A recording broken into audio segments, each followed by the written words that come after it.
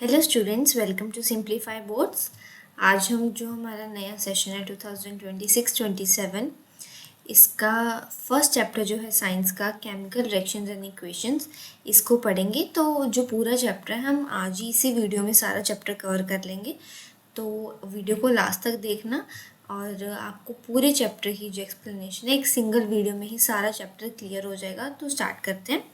अब हमारे daily life में बहुत सारे चेंजेस होते रहते हैं। अब कुछ चेंजेस जो होते हैं वो फिज़िकल होते हैं और कुछ चेंजेस कौन से होते हैं, केमिकल चेंजेस होते हैं। फॉर एग्ज़ाम्पल अगर हम लें, जैसे गर्मियों में जो कर्ड होती है वो मिल्क होता है, जो मिल्क होता है अगर हम उसे बाहर रखते हैं तो क्या होता है, बाहर रखने पे क्या होता है, वो खट्टा हो जाता है और वो ख़राब भी हो जाता है। और सेम अगर एक आयरन पेन है, अगर हम इसे एटमॉस्फेरिक प्रेशर पे रखें, मतलब ह्यूमिडिटी में ये है, तो उससे क्या होता है, आयरन को क्या लगता है, रस्ट लग जाता है। अब जो वाइन है, वाइन कैसे बनती है, जब ग्रेप्स फर्मेंट होते हैं, ग्रेप्स को फर्मेंट करके वाइन बनती है। अब फूड कैसे बनता है, फूड कुक कैसे होता है, जब फूड को हीट मिलती है। तो ये जितनी भी एग्जांपल्स है ना, ये जो मैंने बताई, ये इसलिए बताई क्योंकि जब ओरिजिनल सब्सटेंस चेंज होता है ना नए सब्सटेंस में एक अलग प्रॉपर्टी के साथ, तो ऐसे जो चेंजेस होते हैं ना उन्हें हम केमिकल चेंजेस बोलते हैं। तो जैसे ये ओरिजिनल सब्सटेंस था, जैसे ग्रेप्स ओरिजिनल था, अब इससे एक नया सब्सटेंस बना है। क्या बना है, वाइन बना है। अब ग्रेप्स की अपनी प्रॉपर्टीज़ थी, अब वाइन की अपनी प्रॉपर्टीज़ होंगी। तो ऐसे जो चेंजेस होते हैं जिसमें एक नया सब्सटेंस बनता है और उसकी एक अपनी अलग प्रॉपर्टी होती है, उसे केमिकल चेंज बोलते हैं। अब जब भी कोई केमिकल चेंज होगा, इट मीन्स कि उस टाइम पे केमिकल रिएक्शन हुई है, कोई ना कोई केमिकल रिएक्शन हुई है, इसीलिए वो केमिकल चेंज पॉसिबल हो पाया। अब केमिकल रिएक्शन होता क्या है, what is a chemical reaction? तो ये क्या होता है, it is a process in which one or more substances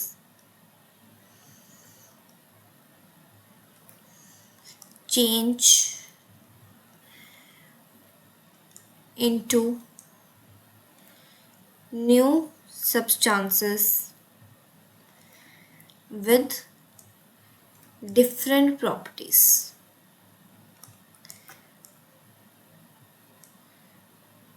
तो केमिकल रिएक्शन क्या होती है, ये एक प्रोसेस होता है जिसमें एक या एक से ज़्यादा सब्सटेंस चेंज होते हैं एक न्यू सब्सटेंस में और उनकी एक अलग प्रॉपर्टी होती है।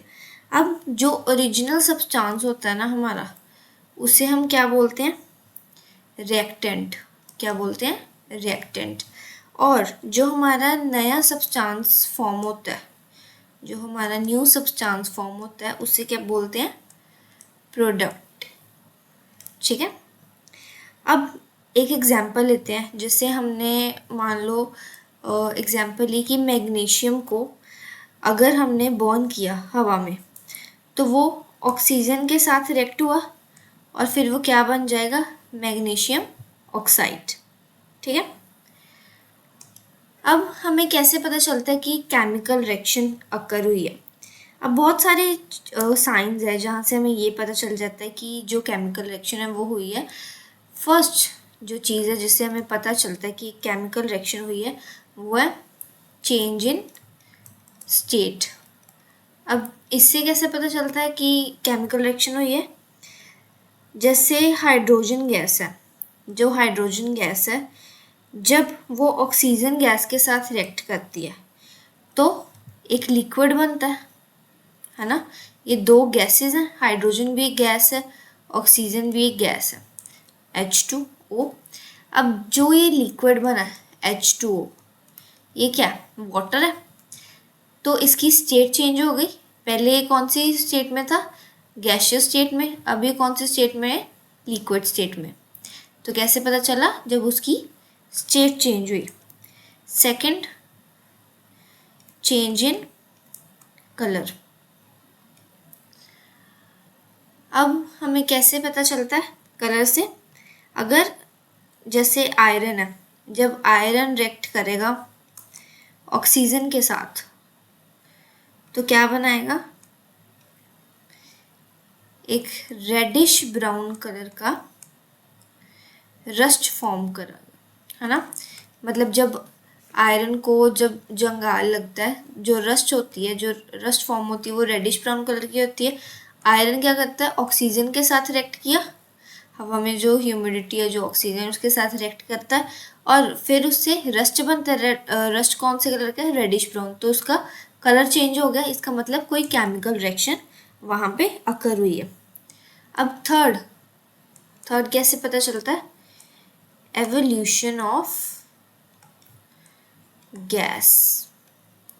अब एवोल्यूशन ऑफ गैस क्या होता है, जैसे मान लो जिंक है, जब जिंक रिएक्ट करेगा डाइल्यूट सल्फ्यूरिक एसिड के साथ, सल्फ्यूरिक एसिड के साथ जब जिंक रिएक्ट किया तब हाइड्रोजन गैस जो है वो प्रोड्यूस होती है। और साथ में क्या होता है, मतलब ये तो बाय प्रोडक्ट है, जो मेन प्रोडक्ट है वो कौन सा होता है, जिंक सल्फेट। तो यहाँ पे लिख लेते हैं जिंक सल्फेट, जो इसका प्रोडक्ट है वो बनता है और साथ में क्या निकलती है, हाइड्रोजन गैस। तो जब गैस की एवोल्यूशन हुई तब भी क्या हुआ, एक केमिकल रिएक्शन अकर हुई। अब नेक्स्ट देखते हैं, नेक्स्ट कौन सी चीज़ है, फोर्थ, चेंज इन टेम्परेचर। जब टेम्परेचर चेंज होता है तब भी जो है क्या होता है, केमिकल रिएक्शन अकर होती है। पहला था स्टेट चेंज हुई, फिर कलर चेंज हुआ, फिर गैस एवोल्यूशन होती है जब टेम्परेचर चेंज होता है। अब कई जो केमिकल रिएक्शंस होती हैं वो हीट को रिलीज करती हैं और कई जो होती हैं वो हीट को एब्जॉर्ब करती हैं। तो जो एक्सोथर्मिक रिएक्शंस होती हैं, कौन सी, एक्सोथर्मिक, जो एक्सोथर्मिक रिएक्शंस होती हैं वो क्या करती हैं, हीट को रिलीज करती हैं। और जो एंडोथर्मिक होती हैं, जो एंडोथर्मिक रिएक्शंस हैं वो क्या करेंगी, हीट को एब्जॉर्ब करेंगी।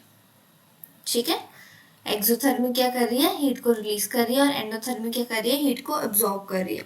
अब जैसे मैग्नीशियम बर्न हुआ, जब मैग्नीशियम बर्न होता है तो वो क्या करता है, एक ब्राइट लाइट और हीट, ये दोनों क्या रिलीज करता है। ठीक है, तो इसका टेम्परेचर चेंज हुआ, उसने हीट रिलीज की और उसकी ब्राइट लाइट जो है वो भी रिलीज हुई, तो टेम्परेचर चेंज हो रहा है। नेक्स्ट, अब ये चार हैं जिन पे ये होता है, फोर ही थे, चेंज इन टेम्परेचर, और कौन सा था, evolution of gas, change in colour and change in state. अगर हम नेक्स्ट देखते हैं, एक्टिविटी देखते हैं जो हमारी बुक में भी है, जब मैग्नीशियम रिबन को बर्न किया।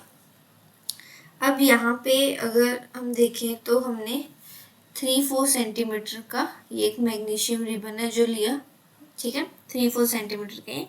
अब अगर हमने इसे क्लीन कर लिया सैंड पेपर के साथ ताकि इससे जो ऑक्साइड लेयर है इसकी वो उतर जाए, अब उसके बाद जो रिबन है इसे टोंग से पकड़ लेंगे, ये टोंग है ना, इस टोंग से हम पकड़ लेंगे और इसे हमने बर्न किया बर्नर के साथ, ये बर्नर है, ये बर्नर है, इसकी हेल्प से हमने बर्न किया इसको। अब जो भी वाइट ऐश थी जो निकल रही थी यहाँ से, ये दिख रही है ना वाइट ऐश, ये जो वाइट ऐश है ये जो निकल रही थी इसे हमने कलेक्ट कर लिया वॉच ग्लास में, इसे वॉच ग्लास में कलेक्ट किया। तो अब हमने क्या ऑब्जर्व किया कि जो मैग्नीशियम रिबन है वो एक वाइट फ्लेम के साथ, मतलब जब बर्न हुआ मैग्नीशियम रिबन तो उसने एक वाइट फ्लेम जो थी वो डेजल की, मतलब एक वाइट फ्लेम निकली। और जो वाइट पाउडर है इसमें क्या पता चला कि एक वाइट पाउडर फॉर्म हुआ, ठीक है। तो इससे क्या पता चलता है कि जब मैग्नीशियम ऑक्सीजन के साथ रिएक्ट हुआ तो उसने क्या फॉर्म कर दिया, मैग्नीशियम ऑक्साइड।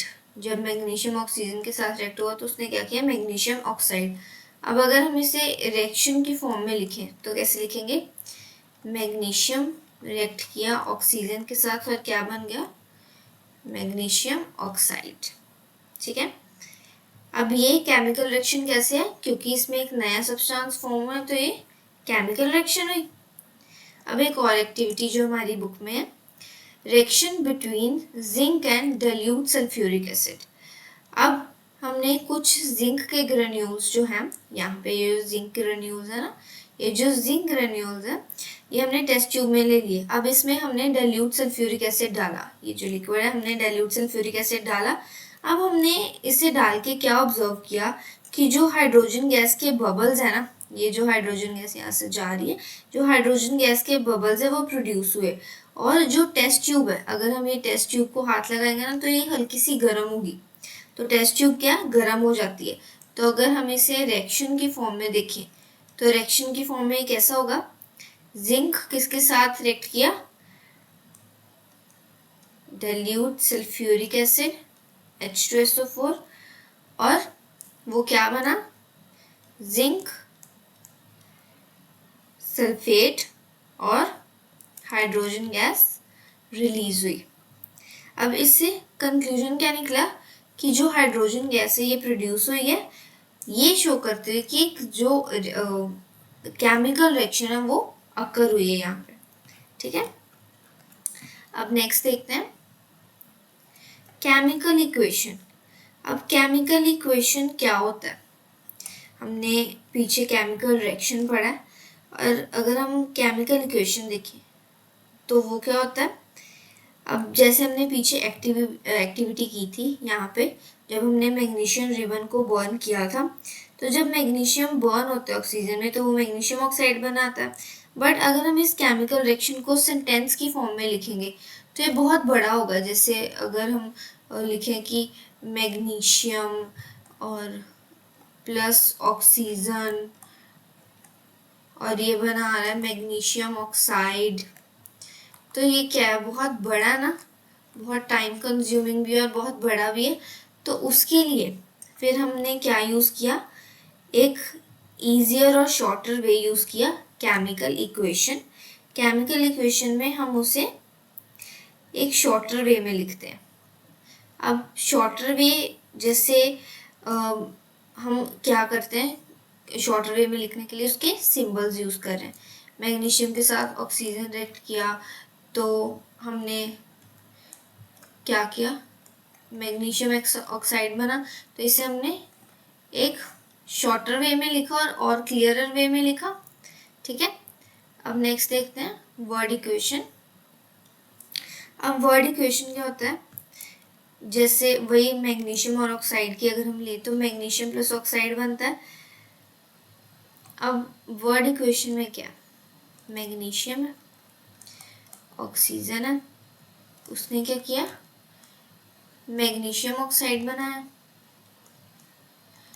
अब ये वर्ड इक्वेशन है, जो सिंपलेस्ट वे होता है एक रिएक्शन को लिखने का वही है वर्ड इक्वेशन, कि हमने इसे वर्ड्स में लिखा, magnesium plus oxide is magnesium oxide.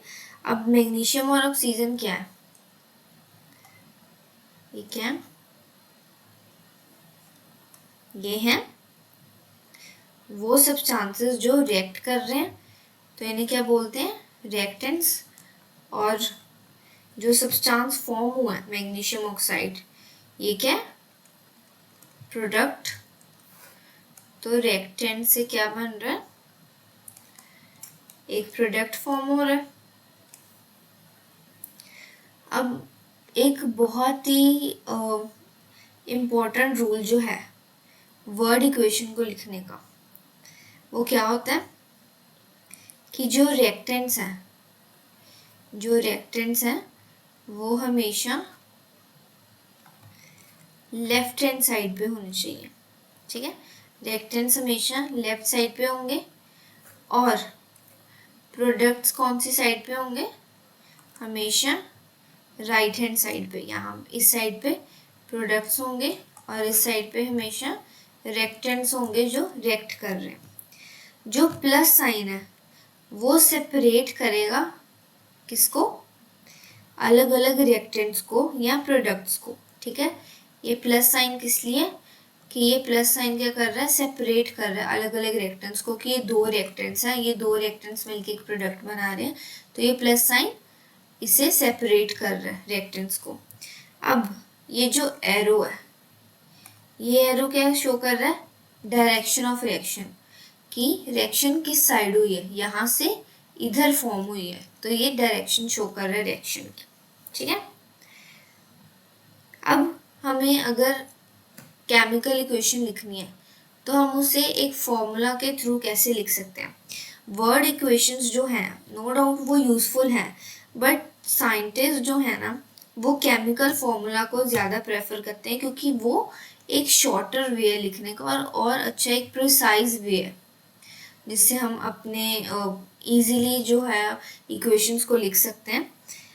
तो जो केमिकल इक्वेशन है उसे लिखने का सही वे कौन सा है, एक तो जो स्केलेटल केमिकल इक्वेशन होती है वो कौन सी होती है, जो अनबैलेंस्ड इक्वेशंस होती हैं या अनबैलेंस्ड इक्वेशन होती हैं वो दो होती हैं, एक तो स्केलेटल जो अनबैलेंस्ड होती है और एक बैलेंस्ड।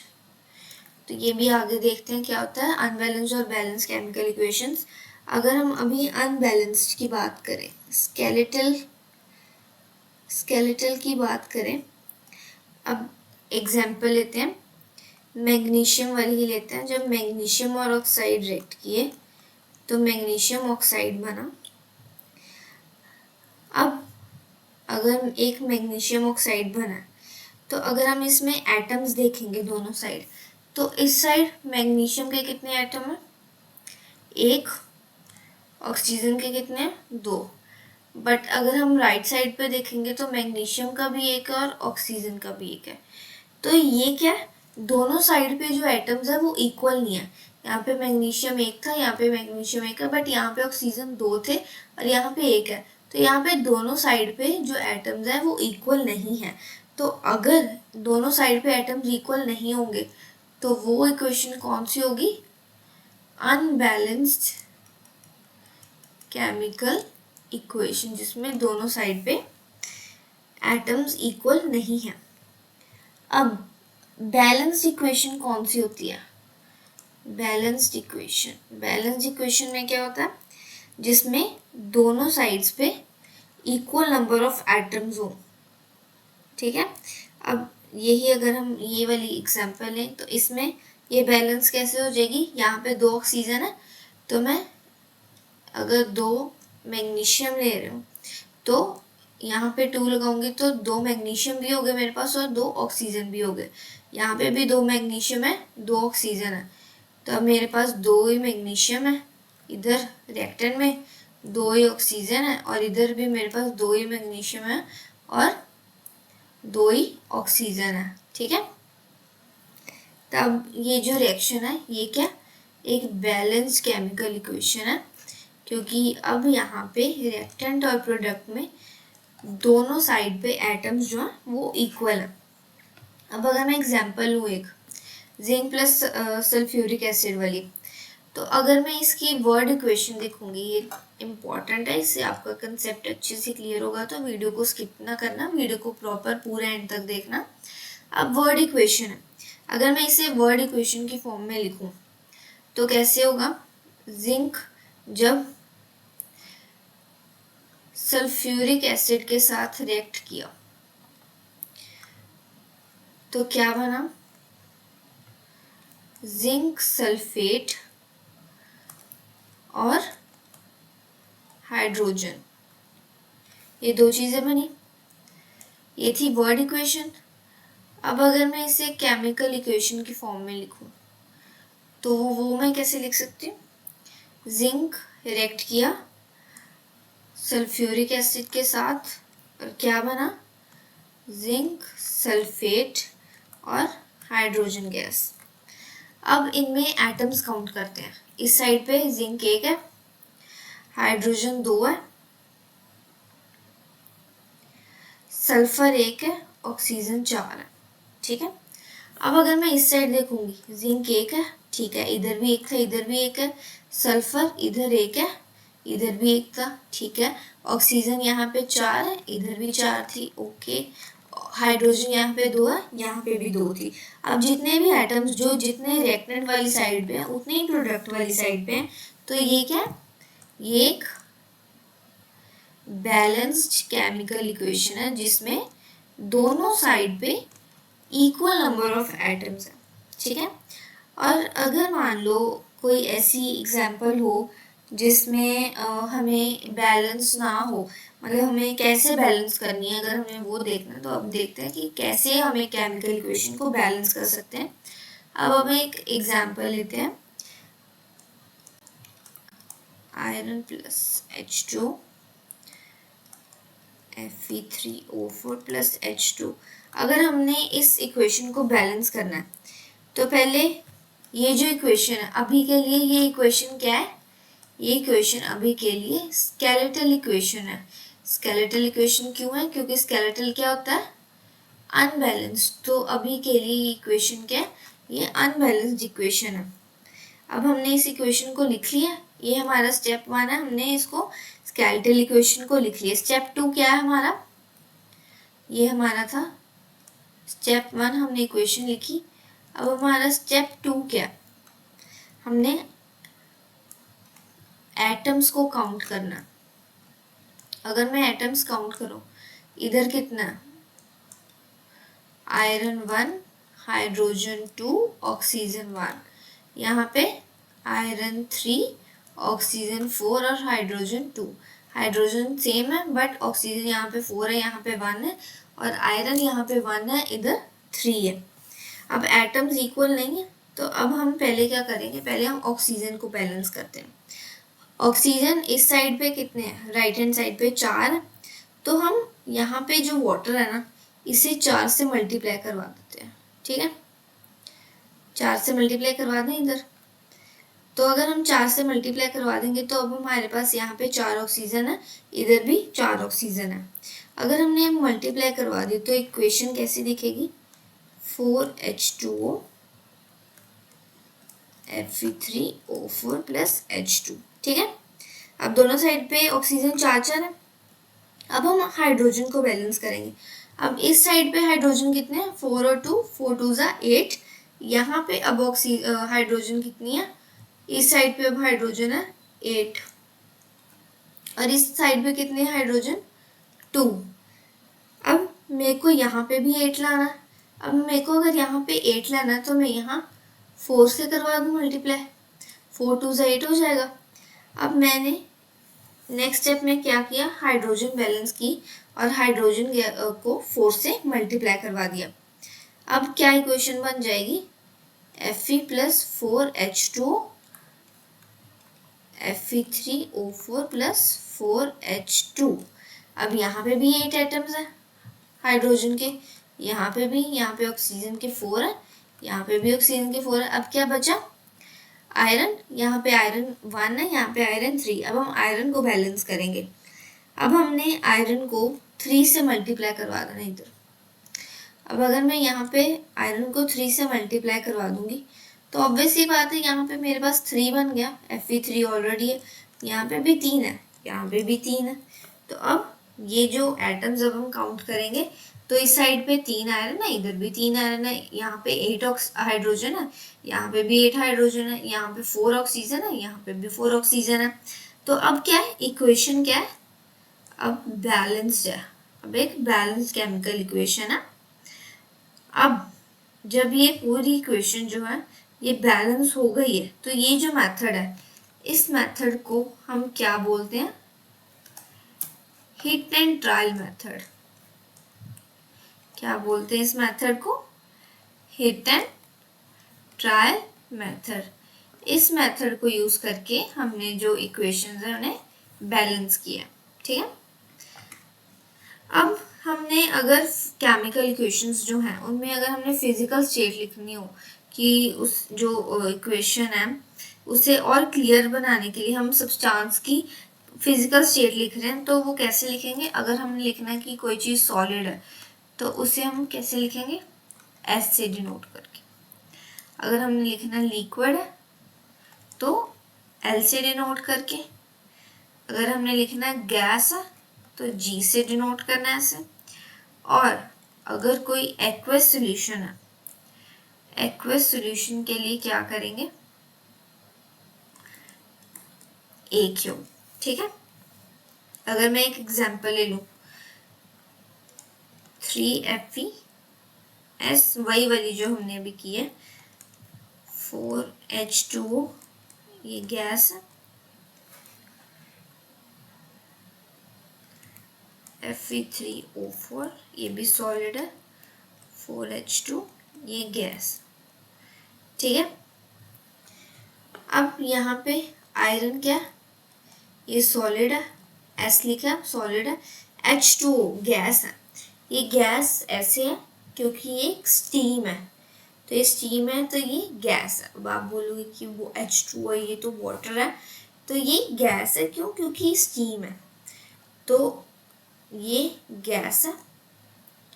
अब ये क्या है? FeO4, Fe3O4 सॉरी, ये क्या? ये भी सॉलिड है। और H2, ये क्या? हाइड्रोजन गैस है। तो हमें ऐसे डिनोट करना है साइड पे। अगर लिखना है तो हम फिजिकल स्टेट को ऐसे लिखेंगे। ठीक है। अब रिएक्शन की कंडीशंस कौन कौन सी होती हैं रिएक्शंस के टाइम पे?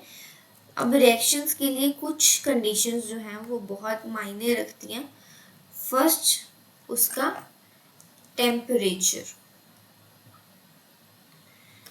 Second, pressure. Third, catalyst. And fourth, sunlight.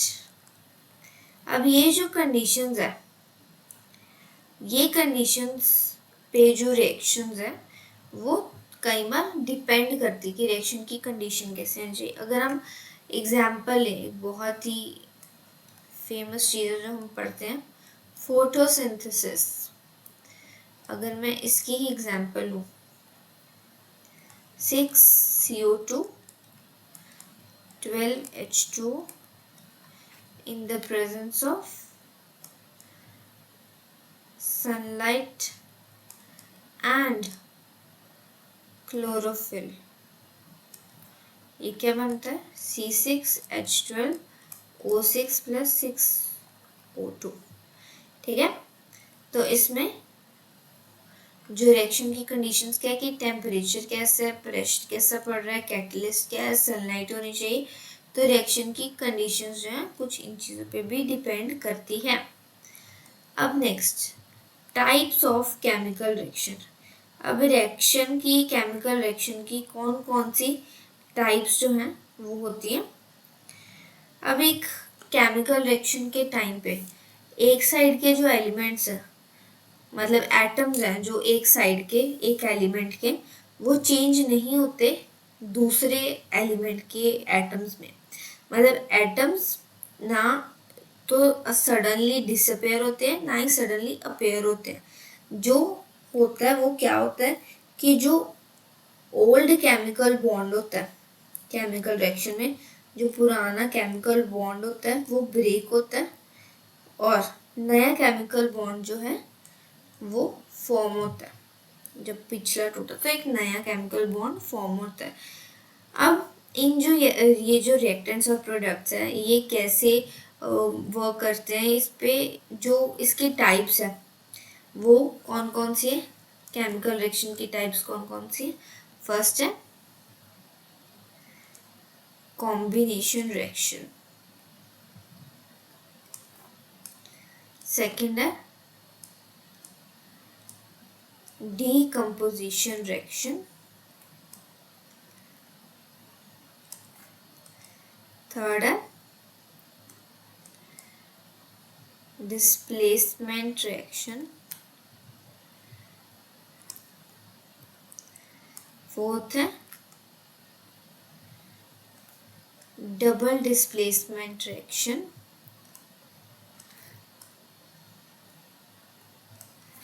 And fifth है रिडॉक्स रिएक्शन। अब हम पढ़ते हैं फर्स्ट वाली। फर्स्ट वाली कौन सी? Combination reaction. अब कॉम्बिनेशन रिएक्शन कौन सी होती है? It is a reaction in which two or more substances, दो या दो से ज़्यादा substances combine करते हैं to form a single product। ऐसी रिएक्शन जिसमें दो या दो से ज़्यादा सब्सटेंस कंबाइन कर रहे हैं एक सिंगल प्रोडक्ट फॉर्म करने के लिए, उन्हें क्या बोलते हैं? Combination reaction.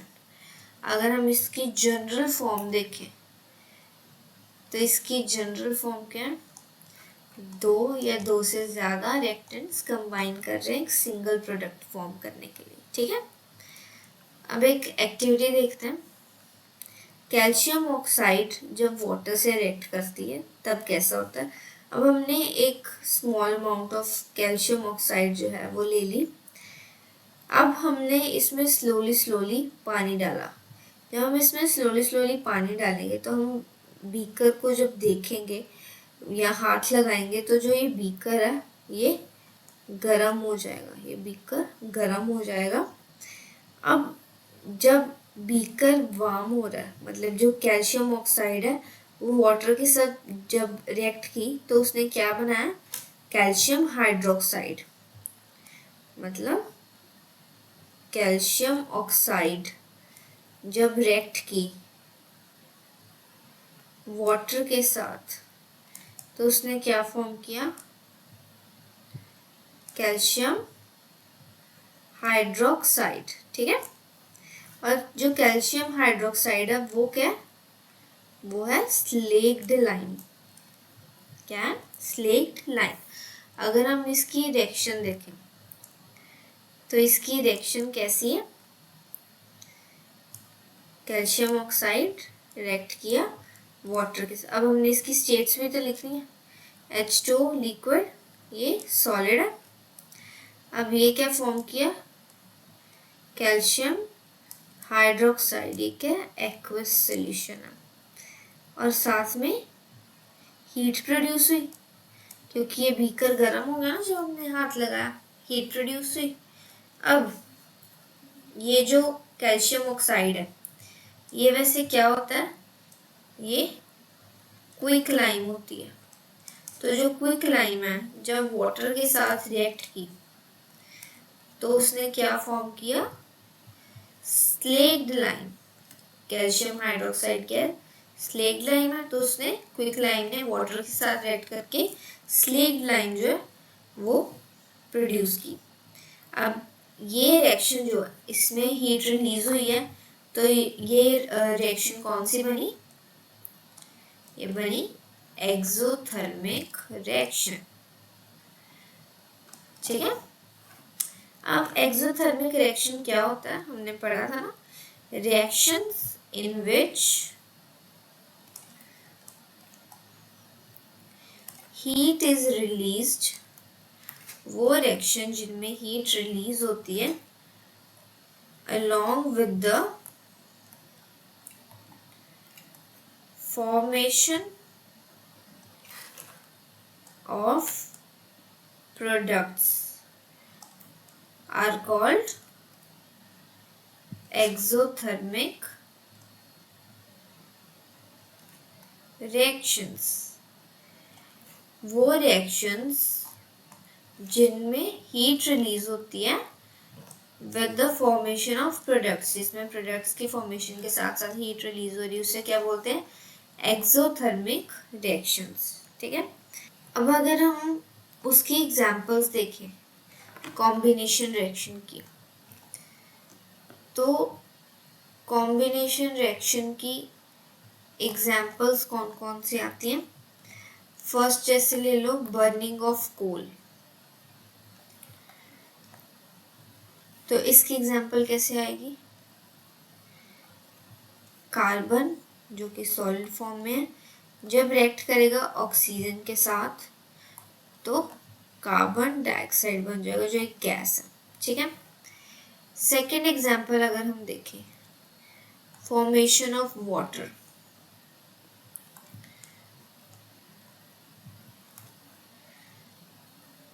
तो हाइड्रोजन गैस रिएक्ट करेगी ऑक्सीजन के साथ तो क्या बन जाएगा 2H2O लिक्विड, ये क्या वाटर है। अब कॉम्बिनेशन रिएक्शन हमने पढ़ा था ना, क्या होती है, जिसमें दो या दो से ज़्यादा रिएक्टेंट रिएक्ट करके एक सिंगल प्रोडक्ट बना है। यहाँ पे भी दो रिएक्टेंट्स है और एक सिंगल प्रोडक्ट है, यहाँ पे भी, ठीक है। अब रेस्पिरेशन जो होती है ना, रेस्पिरेशन, ये एक एक्सोथर्मिक रिएक्शन है। ये क्या है, एक एक्सोथर्मिक रिएक्शन है। अब कैसे, हमारी बॉडी में फूड के अंदर क्या होता है, कार्बोहाइड्रेट्स होते हैं फूड के अंदर। अब कार्बोहाइड्रेट्स जो हैं, कार्बोहाइड्रेट्स ये कन्वर्ट हो जाते हैं ग्लूकोज में। अब ग्लूकोज जो है वो रिएक्ट करता है ऑक्सीजन के साथ और रिलीज करता है एनर्जी। अगर इसे मैं रिएक्शन की फॉर्म में देखूं, C6H12O6 जब ये ऑक्सीजन के साथ रिएक्ट किया, ग्लूकोज जो है ऑक्सीजन के साथ रिएक्ट किया तो उसने क्या किया, कार्बन डाइऑक्साइड फॉर्म हुई, वाटर फॉर्म हुआ और एनर्जी रिलीज हुई, ठीक है। तो यही जो एनर्जी है ये हमारे बॉडी को एक्टिव और अलाइव रखती है, ठीक है।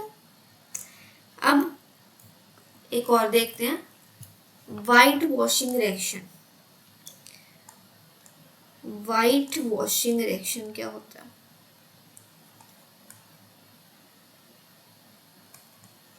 अब वाइट वॉशिंग रिएक्शन क्या होता है, जब स्लेक्ड लाइम सॉल्यूशन जो है, स्लेक्ड लाइम सॉल्यूशन हम अप्लाई करें वॉल्स पे वाइट वॉशिंग के टाइम पे, तो वो क्या करता है, कार्बन डाइऑक्साइड जो है हवा में उसके साथ रिएक्ट कर देता है, ठीक है, उसके साथ रिएक्ट हो जाता है। तो अगर हम इसकी रिएक्शन देखें तो इसकी रिएक्शन क्या है, स्लेक्ट लाइम जो है कार्बन डाइऑक्साइड के साथ जब रिएक्ट हुआ उसने क्या, कैल्शियम कार्बोनेट बनाया और वाटर रिलीज हुआ। तो जो कैल्शियम कार्बोनेट है ये एक शाइनी वाइट लेयर है वॉल के ऊपर, शाइनी वाइट कलर की लेयर होती है। अब जो कैल्शियम कार्बोनेट है इसे हम मार्बल भी मतलब एक कैल्शियम कार्बोनेट भी है, मार्बल भी है, ठीक है। Next decomposition reaction. अब डीकम्पोजिशन रिएक्शन क्या होती है, ये कॉम्बिनेशन रिएक्शन के बिल्कुल ऑपोजिट होती है। इस रिएक्शन में, इन दिस रिएक्शन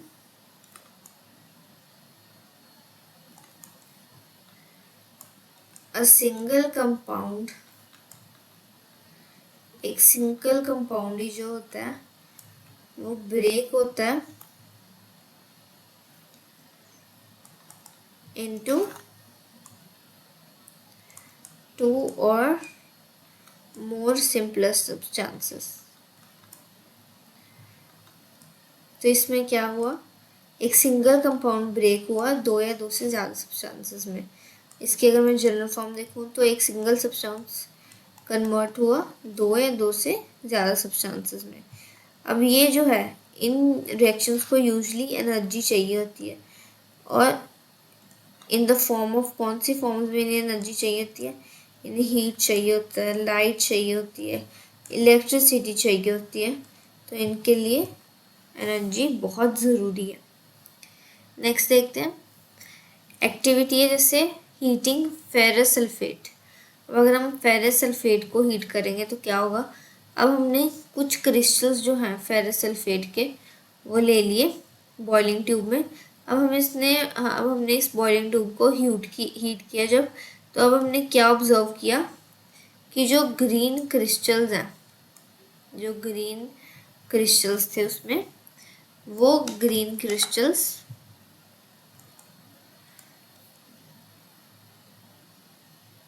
अपना कलर चेंज कर चुके हैं। और जो सल्फर की जलने की मतलब बर्निंग की जो उसकी स्मेल है वो भी प्रोड्यूस हुई। तो अगर हम इसे एक रिएक्शन की फॉर्म में देखें तो रिएक्शन कैसे है, iron sulphate Fe2O3 plus H2O plus SO3। ठीक है, अब जो प्रोडक्ट्स बने, ये यहाँ पे एरो था, जो प्रोडक्ट्स बने ये क्या, फेरिक ऑक्साइड जो सॉलिड है, ये क्या, सल्फर डाइऑक्साइड, ये क्या गैस है, और इसमें क्या, सल्फर ट्राइऑक्साइड, ये भी एक गैस है। ठीक है, नेक्स्ट देखते हैं थर्मल डिकम्पोजिशन। अब थर्मल डिकम्पोजिशन क्या होती है, जब डिकम्पोजिशन होती है हीट के कारण तो उसे हम थर्मल डिकम्पोजिशन बोलते हैं। when decomposition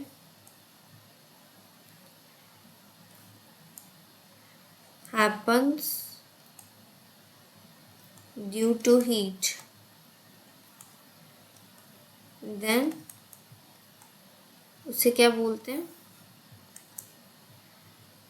thermal decomposition. ठीक है, अगर हम एग्जाम्पल लें, कैल्शियम कार्बोनेट, क्या बना, कैल्शियम ऑक्साइड और कार्बन डाइऑक्साइड, तो ये जो है इसमें डिकम्पोज हुई है ना कोई चीज़, तो ये क्या, थर्मल डिकम्पोजिशन।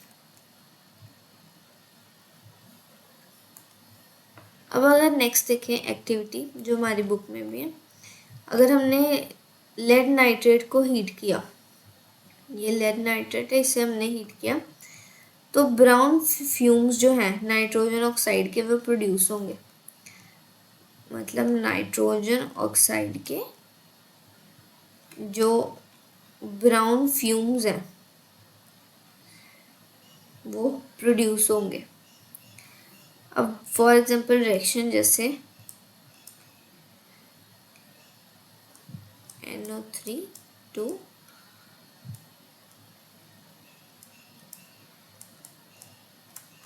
तो ये क्या है, ये इक्वेशन क्या है, इससे क्या पता चला कि एक ब्राउन गैस जो है वो साथ में रिलीज होती है, इसके साथ ही क्या होती है, वो रिलीज होती है।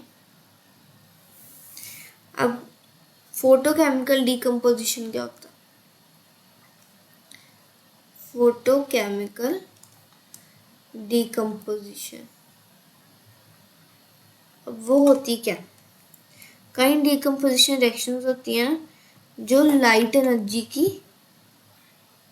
वजह से होती है। कोई ऐसी रिएक्शंस जो लाइट एनर्जी के साथ ही होती है, ड्यू टू लाइट एनर्जी, तो वो क्या है, डिकम्पोजिशन रिएक्शन है। ये क्या बना, प्लस क्लोराइड। अब जो सिल्वर क्लोराइड है वो डिकम्पोज करता है सिल्वर क्लोराइड, और सिल्वर मेटल फॉर्म होता है इसके साथ। तो ये जो रिएक्शन है इसे ब्लैक एंड वाइट फोटोग्राफी भी बोलते हैं। ठीक है, अब नेक्स्ट देखते हैं इलेक्ट्रोलाइटिक डिकम्पोजिशन। ये ऊपर जो भी हमने पढ़ा वो है फोटोकेमिकल, अब इलेक्ट्रोलाइटिक। अब कई रिएक्शंस जो हैं वो इलेक्ट्रिक करंट की वजह से होती हैं, जैसे इलेक्ट्रोलिसिस ऑफ वाटर। तो इन सब में क्या होता है, जो हाइड्रोजन गैस है, जो जैसे H2 है, तो हाइड्रोजन अलग ऑक्सीजन, तो जो हाइड्रोजन गैस है जो कलेक्ट हुई है वो डबल है एज कम्पेयर टू ऑक्सीजन, क्योंकि इनकी पहले रेशियो थी 2:1, तो अभी क्या है वो डबल है। ठीक है। अब अगर हम साथ में देखें कि एंडोथर्मिक रिएक्शन क्या होती है, एक्सो पता चल गया। अब नेक्स्ट देखते हैं एंडोथर्मिक रिएक्शन कौन सी होती है, जो एनर्जी को एब्जॉर्ब कर ले, वो होती है एंडोथर्मिक रिएक्शंस। ठीक है। अब नेक्स्ट देखते हैं डिस्प्लेसमेंट रिएक्शन। अब डिस्प्लेसमेंट रिएक्शन क्या होती है, when a more reactive element replaces a less reactive element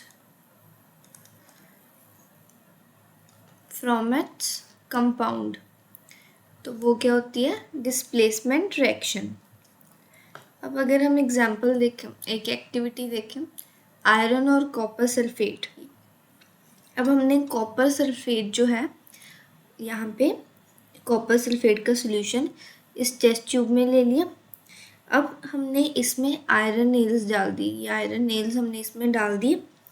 अब हम इसे 20 मिनट्स के लिए छोड़ देंगे। जब हम इसे 20 मिनट्स के लिए छोड़ देंगे तो हम क्या ऑब्जर्व करेंगे, इसकी ऑब्जर्वेशन क्या होगी कि जो ब्लू कलर है कॉपर सल्फेट सॉल्यूशन का वो लाइट हो जाएगा, मतलब जो ब्लू कलर है वो लाइट हो जाएगा, और जो ब्राउन लेयर है कॉपर की वो आयरन नेल के ऊपर फॉर्म होनी शुरू हो जाएगी।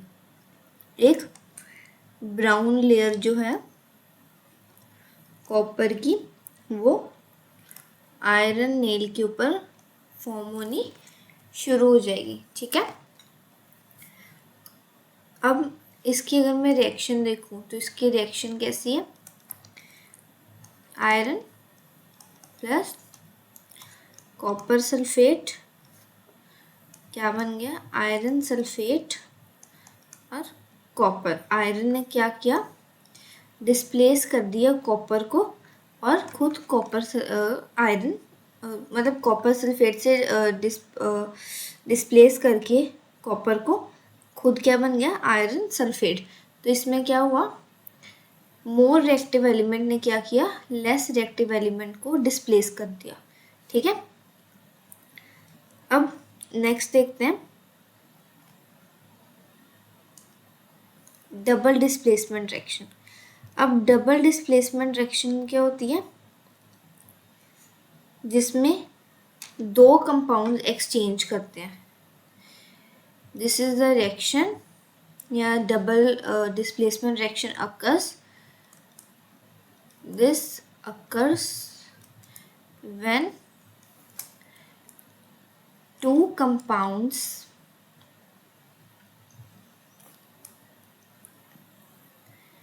exchange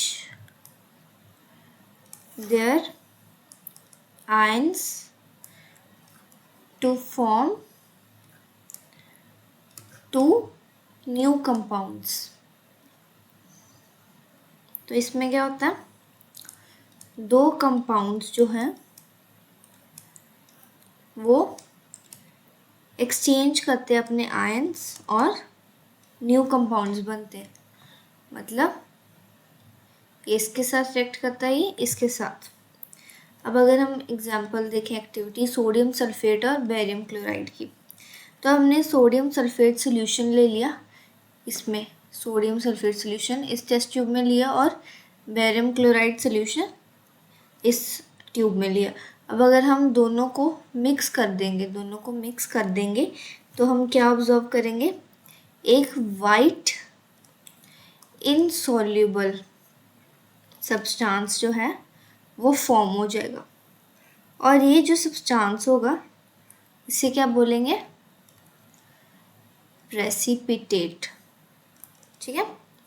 अब अगर हम इसकी रिएक्शन देखें, सोडियम सल्फेट एक्वस सॉल्यूशन है बेरियम क्लोराइड के साथ, ये भी एक्वस सॉल्यूशन है। रिएक्ट किया तो बेरियम सल्फेट बन गया, बेरियम इसके साथ रिएक्ट किया और सोडियम इसके साथ करेगा। बेरियम सल्फेट सॉलिड है और सोडियम क्लोराइड बन गया 2NaCl। ये क्या? Aqueous solution. तो इसमें जो वाइट प्रेसिपिटेट फॉर्म हुआ वो कौन सा? ये है जो ये वाइट सब्सटेंस फॉर्म हुआ है ना, ये वाला। ठीक है। अब अगर हम एक और रिएक्शन देखें तो वो कौन सी है? Lead nitrate. इसे जब हम पोटेशियम आयोडाइड के साथ रिएक्ट करवाएंगे, मतलब ये एक lead nitrate plus potassium iodide reaction है। जब हम इसे रिएक्ट करवा रहे हैं तो क्या ऑब्जर्वेशन होती है? देखो, लेड नाइट्रेट, इसे हमने पोटेशियम आयोडाइड के साथ रिएक्ट करवाया तो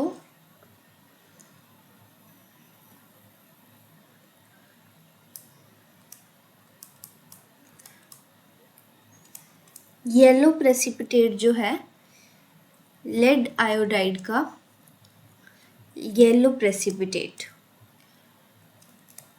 ये फॉर्म हुआ। और ये क्या है? ये भी डबल डिस्प्लेसमेंट रिएक्शन है। लेड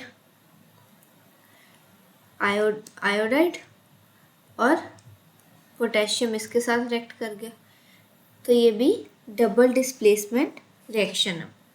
ठीक है। अब रिडॉक्स रिएक्शन क्या होती है?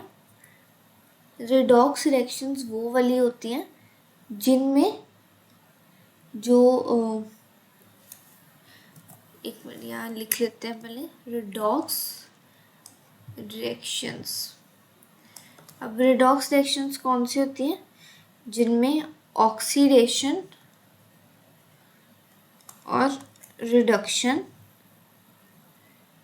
ये दोनों साथ में अकर हो, ऑक्सीडाइज भी हो रहा है और रिड्यूस भी हो रहा है। अब हम एक्टिविटी देखते हैं, जैसे ऑक्सीडेशन ऑफ कॉपर। अब हम इसके अगर स्टेप्स देखें तो हमने कॉपर पाउडर जो है, कॉपर पाउडर ये चाइना डिश में ले लिया। अब हमने इसको हीट किया बर्नर की हेल्प से, तो अब हम क्या ऑब्जर्व करेंगे? जो कॉपर है उसमें एक ब्लैक सब्सटेंस की कोटिंग हो गई है, एक ब्लैक सब्सटेंस से कोटेड हो गया। तो ये जो ब्लैक सब्सटेंस है ये क्या है? Copper oxide CuO। तो इसकी रिएक्शन क्या होगी? कॉपर रिएक्ट किया ऑक्सीजन के साथ और कॉपर ऑक्साइड बन गया। ठीक है। तो इसमें ऑक्सीडेशन हुई है कॉपर की। अब ऑक्सीडेशन होता क्या? ऑक्सीडेशन क्या होता है? जिसमें या तो ऑक्सीजन का गेन हुआ हो या फिर हाइड्रोजन का लॉस हुआ हो, तो उसे ऑक्सीडेशन बोलेंगे। अब इसमें ऑक्सीजन का गेन हुआ तो ये ऑक्सीडेशन रिएक्शन है। तो ये मतलब ये क्या होगी? ये रिएक्शन क्या? It is a oxidized reaction. ठीक है। अब रिडक्शन क्या होता है? रिडक्शन क्या होता है? जिसमें या तो लॉस ऑफ ऑक्सीजन हो या फिर गेन ऑफ हाइड्रोजन हो। अब अगर मैं एग्जांपल देखूं,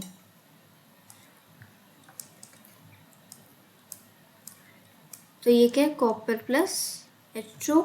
कॉपर ऑक्साइड जो है उसने ऑक्सीजन को लूज कर दिया, यहाँ पे ऑक्सीजन लूज हुई और खुद क्या बन गया, कॉपर। तो CuO क्या है, ये रिड्यूस्ड हुआ है, ये क्या हुआ, ये रिड्यूस्ड हुआ है। अब रिडॉक्स रिएक्शंस क्या होती है, जिसमें एक जो है वो गेन हुआ हो और एक रिड्यूस हुआ हो। रिडॉक्स रिएक्शन क्या होती है, जिसमें one substance gets oxidized and another substance gets reduced, तो वो क्या है, redoxed reaction। इसे हम ऐसे भी लिख सकते हैं, redox equals to reduction plus oxidation, दोनों चीज़ें साथ में हो रही हैं। अब अगर हम कुछ एग्जांपल्स देखें रिडॉक्स रिएक्शन की, तो ये जैसे एग्जांपल है, इसमें कार्बन ने क्या किया, ऑक्सीजन गेन कर ली, तो यहाँ पे क्या हुआ, ऑक्सीडेशन हुई। अब जिंक जो है उसने ऑक्सीजन को लूज किया, तो यहाँ पे भी क्या हुई, रिडक्शन। तो एक ही टाइम पे ऑक्सीडेशन भी हुई और रिडक्शन भी हुई, तो ये क्या है, रिडॉक्स रिएक्शन है। अब अगर एक और एग्जांपल देखें,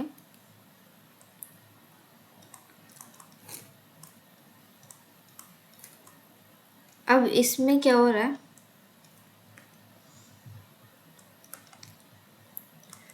इसमें HCl जो है वो ऑक्सीडाइज हो गया, किससे, क्लोरीन गैस से। जब HCl जो है वो ऑक्सीडाइज हो गया, ऑक्सीडाइज का मतलब क्या है, उसने या तो ऑक्सीजन गेन की हो या हाइड्रोजन लूज की हो। तो इसने क्या किया, हाइड्रोजन लूज किया, तो HCl ऑक्सीडाइज हो गया और वो क्या बना, क्लोरीन गैस। अब ये इसके साथ रिएक्ट किया, अब ये जो रिएक्शन है MnO2, इसने रिड्यूस करके क्या बना, मैग्नीशियम क्लोराइड, क्योंकि इसने भी क्या किया, ऑक्सीजन को लूज किया। ठीक है, अब नेक्स्ट आगे देखते हैं। अब हमारी रेगुलर लाइफ में ऑक्सीडेशन रिएक्शंस का क्या इफेक्ट होता है। अब हमारी रेगुलर लाइफ में बहुत सारी रिएक्शंस होती हैं जिसमें ऑक्सीडेशन होती है। तो ये जो रिएक्शंस हैं कई बार हमारी चीज़ें डैमेज भी कर देती हैं। जैसे दो कॉमन जो इफेक्ट्स हैं ऑक्सीडेशन के जो होते हैं वो कौन कौन से हैं। फर्स्ट है कोरोजन और सेकेंड है रेंसिडिटी। अब कोरोजन क्या होता है, अब हमने नोटिस किया होगा कि कई आयरन के ऑब्जेक्ट्स जो होते हैं वो देखने में बहुत शाइनी होते हैं, इनिशियली वो बहुत शाइनी होते हैं, बट कुछ टाइम के बाद उन पर एक लेयर फॉर्म हो जाती है, एक रेडिश ब्राउन कलर की लेयर फॉर्म हो जाती है जो बेसिकली रस्ट होता है। तो ये जो प्रोसेस है इसे क्या बोलते हैं, रस्टिंग ऑफ आयरन। तो जब रस्ट इस पे फॉर्म होती है, तो रस्ट क्या है, एक्चुअली एक हाइड्रेटेड आयरन ऑक्साइड है। तो ये जो फॉर्म होती है, तो इसमें जो आयरन का रिएक्शन है वो ऑक्सीजन के साथ होता है, और जब आयरन का रिएक्शन ऑक्सीजन के साथ होता है और मॉइस्चर के साथ होता है तो रस्टिंग होती है। अब अगर हम रस्टिंग की इक्वेशन देखें, केमिकल इक्वेशन, तो वो क्या है, 4Fe plus 3O2 plus XH2O 2 iron oxide और XH2। तो ये जो रेडिश ब्राउन कलर फॉर्म होता है इसे क्या बोलते हैं? रस्ट। अब अगर आप सोचोगे कि यहाँ पे X क्यों लिया, X अमाउंट ऑफ H2 क्यों लिया, तो X इसलिए लिया क्योंकि जो वाटर मॉलिक्यूल्स हैं उसका हमें पता नहीं कि कितना अमाउंट ऑफ वाटर जो है वो रस्ट के मतलब ट्रैप हुआ है ह्यूमिडिटी के कारण, कितना वाटर जो है उसके अंदर ट्रैप है। तो इसलिए एक फिक्स वैल्यू ना होने के कारण हम x लेते हैं डिपेंडिंग अपॉन द वाटर की वाटर की वैल्यू कितनी होगी, फिर हम इसको फिल करते हैं। तो जनरल इसको x के साथ ही डिनोट किया जाता है। ठीक है। अब अगर हम देखें कोरोजन की डेफिनेशन, तो कोरोजन की डेफिनेशन क्या होती है?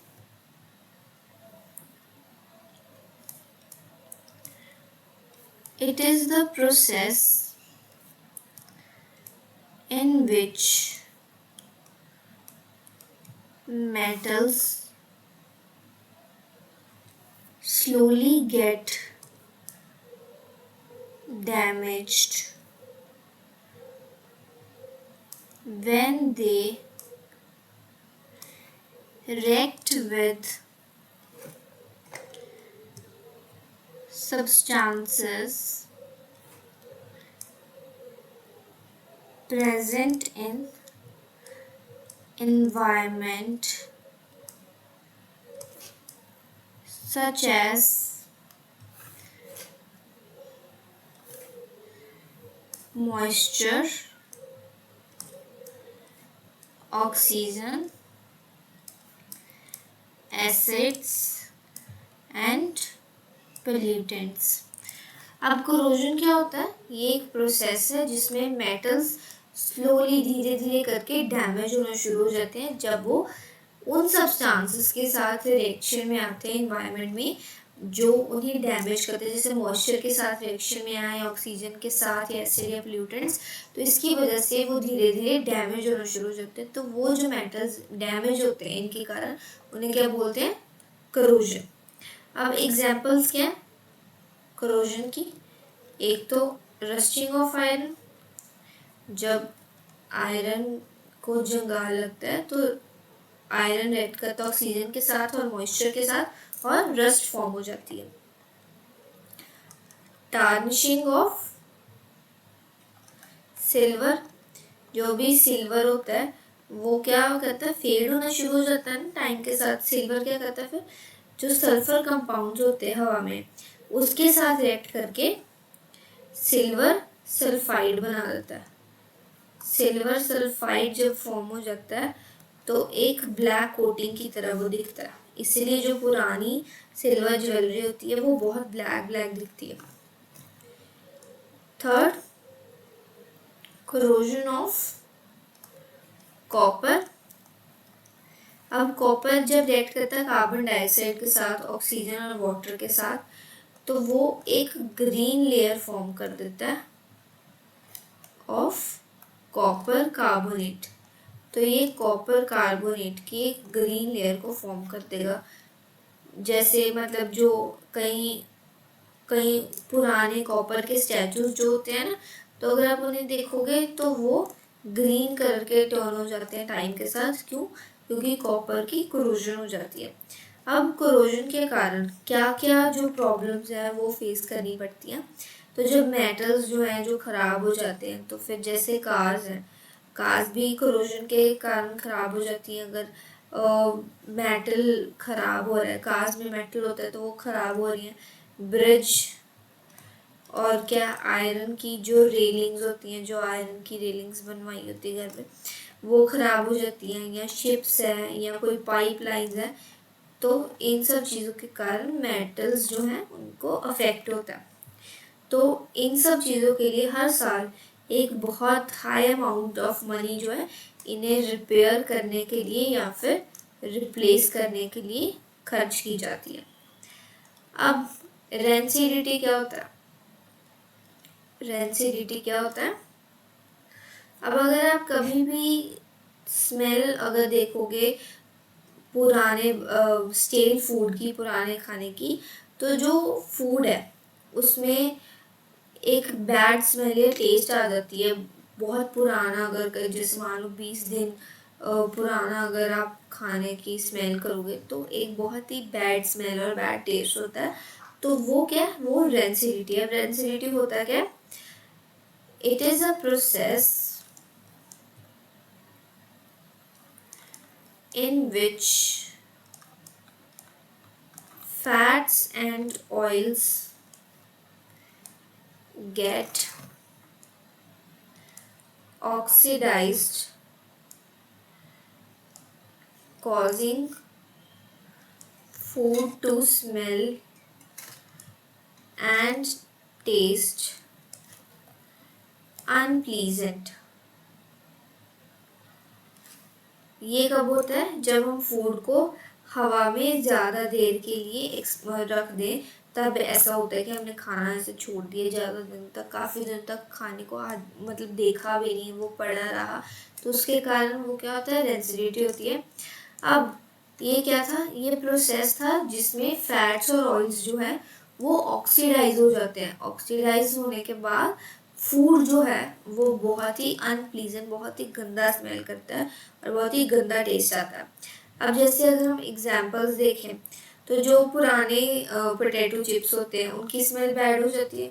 अगर बटर बहुत पुराना पड़ा रहे तो वो स्टेल हो जाता है। अब बहुत टाइम तक अगर हमने ऑयल को रखा है, बहुत ज़्यादा पुराना ऑयल हो गया, तो उससे भी एक गंदी सी स्मेल जो है वो आनी शुरू हो जाती है। अब हम इसे प्रिवेंट कैसे कर सकते हैं, तो प्रिवेंट कैसे किया जाता है, हम यूज़ करें एंटीऑक्सीडेंट्स। एंटीऑक्सीडेंट्स यूज़ करने से इसे प्रिवेंट किया जा सकता है। जब एंटीऑक्सीडेंट्स को हम फूड में डालेंगे तो ऑक्सीडेशन नहीं होगी, तो अगर ऑक्सीडेशन नहीं होगी तो रेंसिडिटी नहीं हो पाएगी। जैसे BHA और जो BHT हैं, इन्हें यूज़ किया जाता है पैकेज्ड फूड्स में, तो वो इसीलिए यूज़ किया जाता है सो दैट उनमें से एक गंदी स्मेल ना आए और वो ख़राब ना हो। सेकंड क्या है, एयर टाइट कंटेनर्स। तो कोई भी चीज़ ख़राब ना हो तो उसके लिए हम क्या करते हैं, खाने को एयर टाइट कंटेनर्स में रखते हैं जिससे वो ऑक्सीजन के कांटेक्ट में ना आए फूड। अब थर्ड क्या है, रेफ्रिजरेशन। लो टेम्परेचर जो होता है वो जो ऑक्सीडेशन रिएक्शन को बहुत स्लो डाउन कर देता है।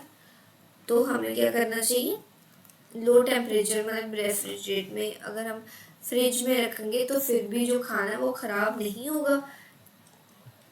नाइट्रोजन गैस जो होती है वो आती है चिप्स के पैकेट्स में।